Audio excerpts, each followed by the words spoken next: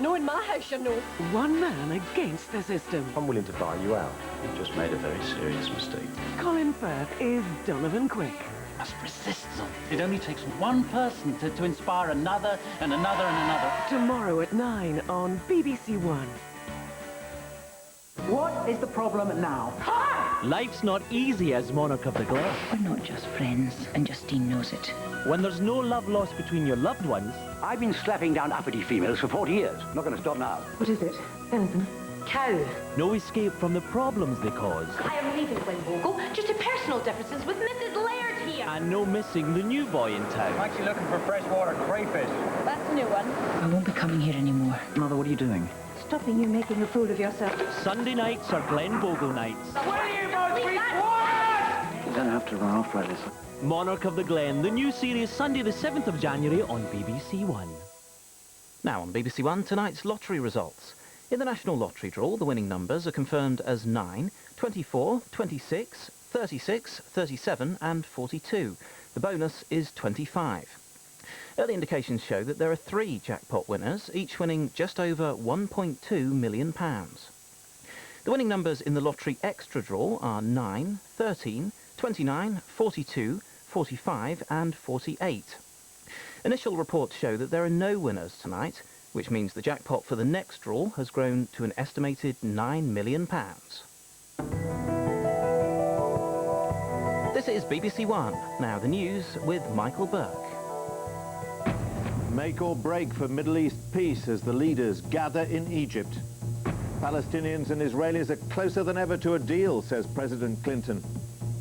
Anger as some rail companies go for above-inflation fare increases. And winter's here. All of Britain set for a blanket of snow.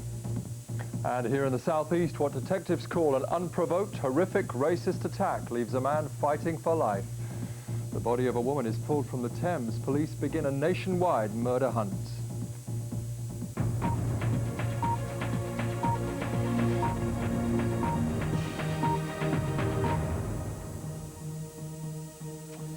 Good evening. The Palestinian leader Yasser Arafat and the Israeli Prime Minister Ehud Barak are due to meet in Egypt tomorrow over the latest Middle East peace plan. The summit will be their first face-to-face meeting since October. Both the Palestinians and the Israelis are wary of the proposals put forward by President Clinton, but he said tonight they were closer than they'd ever been to a peace deal. John Simpson is in Jerusalem. President Clinton has fought exceptionally hard over the years to get a Middle East agreement, and now, though he knows the problems, he also knows that it is a possibility. The issues are extremely difficult, but they are closer than they have ever been before. And I hope and pray they will seize this opportunity. For the Palestinians, the critical moment has come just as the fasting month of Ramadan is finished. Yasser Arafat, at prayer today, dislikes many of the details of the American proposals, but he knows he's in a good position to drive a hard bargain. Neither the Israeli government nor the Americans can afford failure now. And anyway, the Palestinians think the proposals are all much too vague. You need to have a clarity of details. You need to make Palestinians and Israelis understand exactly where they stand in every single issues of these issues that make Palestinians and Israelis breathe. The Palestinian leaders, paying the traditional visit to the graves of the dead, have to get concessions which will allow more Palestinians to return home from exile. For their part, as the Israeli cabinet met, the concessions which Ehud Barak and his government are having to make are extremely difficult as well. The heart of each of us is full of pains and objections. It's not a simple proposition. And indeed, the main proposition is reportedly that Israel should give up control of the mosque and plaza on Temple Mount, or Al-Haram al-Sharif, as Muslims know it. It's extremely difficult. Well, John Simpson's in Jerusalem now. John, the Palestinians in particular are not sounding as if they're closer than ever to a peace deal. In fact, some of them are talking about this summit as a trap. Well, that's absolutely true. There is a big element of brinkmanship in this, though, that you mustn't forget. There's two sides to it. Palestinians do genuinely feel that they're not getting very much out of this deal. That's certainly true. They feel that there's the Americans are really loading the dice against them. They're far too supportive of Israel, and that they ought to be able to get more, in particular in terms of the return of the exiles. But at the same time, they want the Americans and they want the Israelis to believe that it's very difficult for them to agree, and that they may well not, because, of course, that's the best way to wring even more concessions out of the Israelis. You were saying that President Clinton and Mr. Buerk needed a deal, but does Yasser Arafat actually want a deal at this stage? Well, the Israelis certainly think that he does, and talking to Palestinian leaders myself, I've got the impression that underlying it all, that they actually do want a deal. They know that this Prime Minister in Israel, Ehud Barak, is going to be an awful lot easier to do a deal with than Ariel Sharon, the opposition, hardline opposition leader, if he comes to power in the February elections. They know that they've got President Clinton in the United States, who knows the whole thing, cares about it passionately, and that if they let it go outside his presidency, then they're going to get another president that doesn't know so much about it, perhaps doesn't care quite so much about it. So this is really the time to do a deal, but they must get the kind of deal which will show them to have succeeded, and succeeded well, because there's an awful lot of critics on the Palestinian side as well. John Simpson, thanks. Here, rail passenger groups have described plans by some train operators to raise fares by more than the rate of inflation as balmy and insensitive. The steepest rise is being planned by South West trains, with some fares going up nearly 5%. The Deputy Prime Minister, John Prescott, has called for a report on the proposed increases, but acknowledges the companies are within their rights. Down comes one warning about engineering work, and up goes another about the new fares that come in 10 days' time. Fare increases are always unpopular, particularly when many passengers have suffered weeks of the worst disruption they've ever known. I don't think it's acceptable that the fares are being put up above inflation, because it's not being reflected in the service. I would say improve the service and keep the fares the same. Review it again in another year. But some fares are rising by above inflation from January the 7th. Silverlink in southeast England is putting fares up 4.3% across the board. South West Trains is raising off-peak fares by 4.9%. Although Virgin West Coast, Virgin Cross Country and Great North Eastern Railways are freezing fares for the time being. The Transport Secretary, John Prescott, visited the Regeneration of Leeds station today. He didn't condemn the largest increases, and he said many fare rises were capped at well below inflation. We've actually seen a real price reduction on the fares, the ones that are controlled, but these are the unregulated ones. I noticed some companies have frozen them, some have actually increased them. I don't know the extent of it, but I've certainly asked the Strategic Rail Authority to give me a full report on it. It's clear from John Prescott's comments today that the government doesn't want to get involved in any kind of fares row. But passenger groups are annoyed at what they see as the insensitivity of some of these big fare rises at a time when services have rarely been so poor. Simon Montague, BBC News, London. Winter has come to Britain with a vengeance. Forecasters say that heavy snow and freezing temperatures will affect many parts of the country overnight. In Scotland, thick fog caused a collision between a ferry and a container ship. 17 people had to be taken to hospital. And in Northern Ireland, many roads have been closed tonight because of heavy snowfalls. The cold snap has snapped hardest in Northern Ireland. Many minor roads were blocked by snow, and here in County Londonderry, even passable routes were treacherous. Following a tractor, one driver struggles to control his car as it slews across the ice. Police advise people to avoid all but the most essential journeys. On the Clyde, the deteriorating weather brought thick fog, and with it a danger to shipping.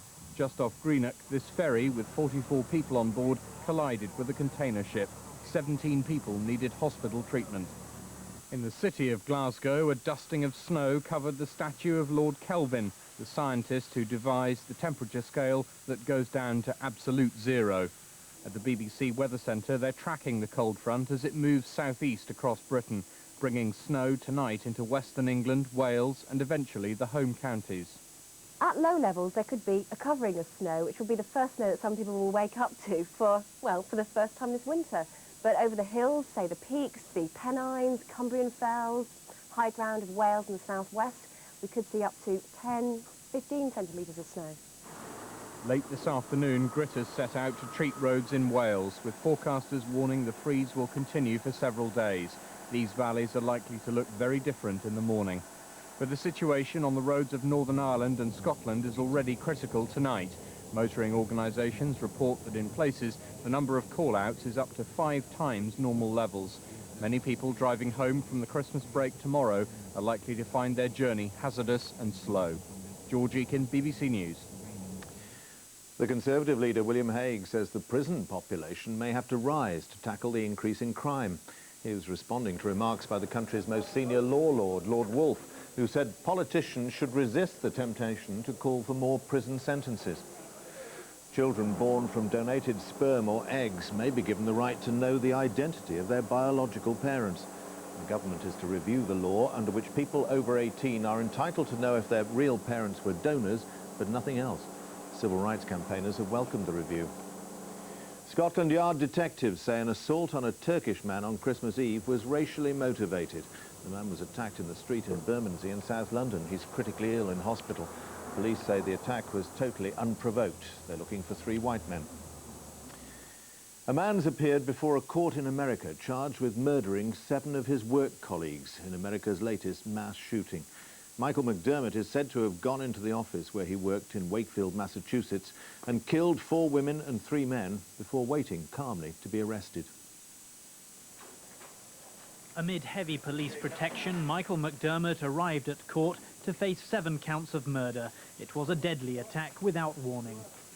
McDermott was arrested at this office building with weapons lying around him and the receptionist dead nearby, shot in the back. Witnesses said he'd been in work as usual, talking about Christmas with his colleagues before retrieving 3 guns and chasing down his victims. The town of Wakefield is in shock.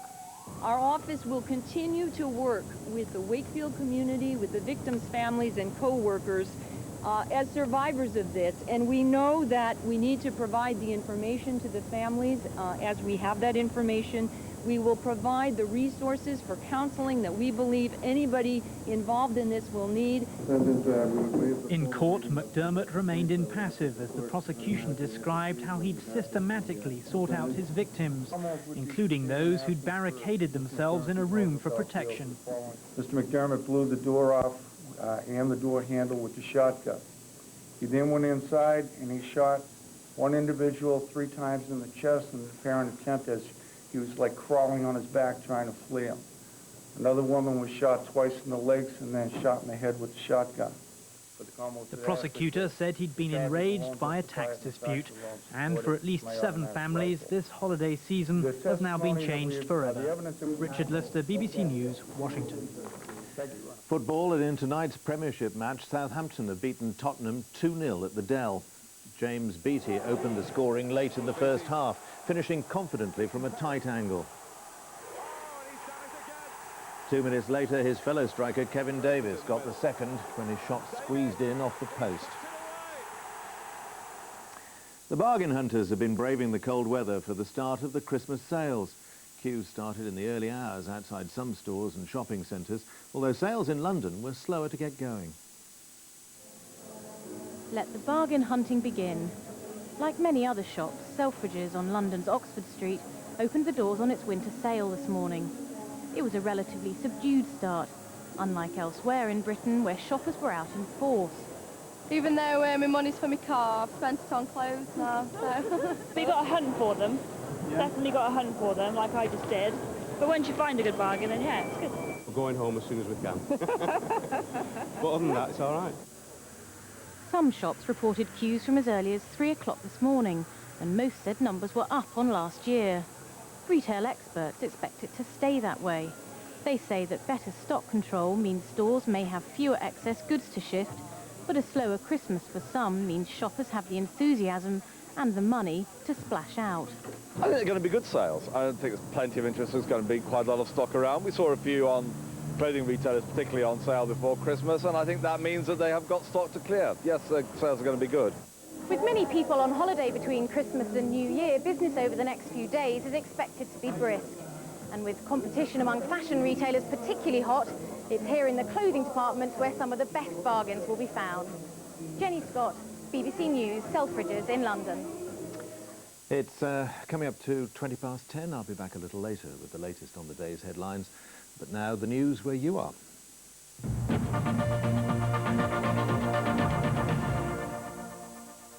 Good evening to you. Police are studying surveillance footage of the area in southeast London where a Turkish man was beaten in what they describe as an unprovoked, horrific racist attack. Jumali Sinangili was set upon outside a Bermondsey pub and tonight is critically ill. According to police, all the evidence points towards this being a racially motivated attack. The victim is a 41-year-old Turkish asylum seeker. Late on Christmas Eve, Jumali Sinangili was beaten around the head as he made his way to the Turkish community centre behind this door. 3 youths were ejected from the pub because they were causing a disturbance and the landlady asked them to leave. They came spilling out onto the street and around the same time the victim walked past and we believe the same youths attacked the gentleman and caused very, very serious injuries. Around 20 people were drinking in the Blue Anchor pub at the time of the attack. Police believe someone in there must have known something about the men who were thrown out, but detectives feel customers are deliberately keeping quiet. Just a few yards away, a friend of Mr. Sinangili pays his respects. He was a quiet guy. He wouldn't cause no harm to anyone, you know. He would just come up to you if he has any problem, but he wouldn't cause no harm to anyone at all. Police may be angry that witnesses appear unwilling to talk, but they say the evidence they've gathered suggests this is a crime they can solve. Andrew Webb, Newsroom Southeast, Bermondsey. The discovery of half a woman's body in the Thames has sparked a nationwide murder hunt. It's emerged that the body was pulled from the water near Battersea just before Christmas. At 11:30 on the 17th of December, officers were called to the banks of the Thames near Battersea after a member of the public spotted something suspicious. Police found a woman's torso floating in the river about half a mile west of Battersea Bridge. The body was recovered from the stretch of water behind me, close to Chelsea Harbour. Police say the young woman was wearing a T-shirt and she had a tattoo, but that's all the information they have, which means identifying the body is proving very difficult. Detectives will hold a press conference tomorrow morning at Scotland Yard where they'll show photos of the tattoo and a replica of the T-shirt in the hope that someone may be able to identify the woman. Jules Botfield, Newsroom Southeast in Battersea. As London faces a sharp increase in street crime, the Metropolitan Police is taking officers off the beat into desk jobs. The force blames a shortage of civilian staff. New recruits being put through their paces at Hendon Police Training College. In fact, there are now 2,500 fewer officers than there were 6 years ago. And it's not only police officers the Met is having problems recruiting. Scotland Yard Information Room. The force's 10,000-strong civilian staff often carry out essential duties, but the high cost of living in London has put many off, and the Met now has 800 vacancies. The problem is so bad, 200 uniformed officers have been drafted in to help. The Shadow Home Secretary is among those voicing their concern. Already the public are worried about police priorities, they're worried about response times, and yet now we have a situation where the police are actually going to be pen pushing. Well, they shouldn't be, they should be out catching criminals. Police officers we can't recruit because of the package that's on offer, and most civilian staff get much less. 200 fewer officers on the beat doesn't sound a lot when you consider that the Met has more than 25,000 police officers. But for a force as overstretched as this one, any shortfall can make a difference. Rita Mongiardino, Newsroom Southeast at Scotland Yard. Despite all that bad news, try to have a good night. We'll be back tomorrow with the main stories in the Southeast in Breakfast on BBC One and News 24. Now, back to Michael Buerk.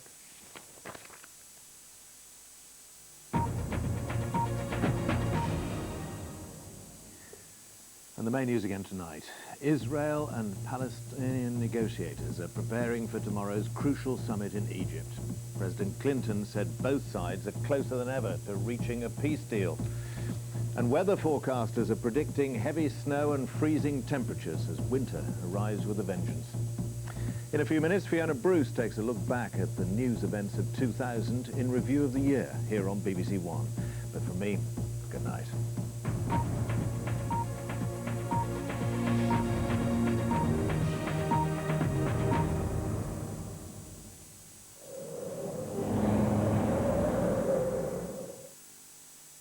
Hello, good evening. As you've probably just seen in the news, it looks like there'll be the first covering of snow this season for many of us through tonight. Already at Belfast Airport, there's 18 centimetres of snow lying on the ground, and that band of snow is now heading towards the east. It's pushing in across parts of western and southern Scotland, down in across parts of Wales and southwest England, and it's expected to continue to move towards the east through the rest of tonight and tomorrow morning. Following that, there'll be some showers in western and northeastern parts, and there is a chance that we could see a little bit more light rain, sleet and snow in southern areas by Friday. But at the moment there is a severe weather warning in force for southwest Scotland and Northern Ireland tonight. There's likely to be travel disruption due to settling snow and icy roads.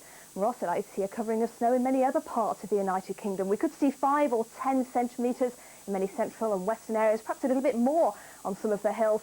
Over towards the east there could be up to 5 centimetres in places, although some places will escape that snow. But where it falls, there's likely to be some drifting in a brisk wind. And it is going to be cold and frosty tonight, a harsh frost as temperatures drop as low as -3, -4, -5 in many areas, and ice is likely to form on untreated roads, making for some really hazardous driving conditions. We could also see some more fog across some areas, particularly in southern Scotland, freezing fog here, which will be very slow to clear. Elsewhere tomorrow, and the cloud and the snow will push towards the east through the morning, although it could linger for much of the afternoon across parts of northern England and southern Scotland. Elsewhere it should brighten up, but there'll still be some showers, particularly in western and northeastern areas, and it is going to be another bitterly cold day, a top temperature of 2 or 3 degrees, although in parts of the north and over the hills further south, those temperatures will not get above freezing. Then on Friday we could see more rain, sleet and snow in the south. Elsewhere there'll be sunny spells and wintry showers, and it's going to be another bitterly cold day.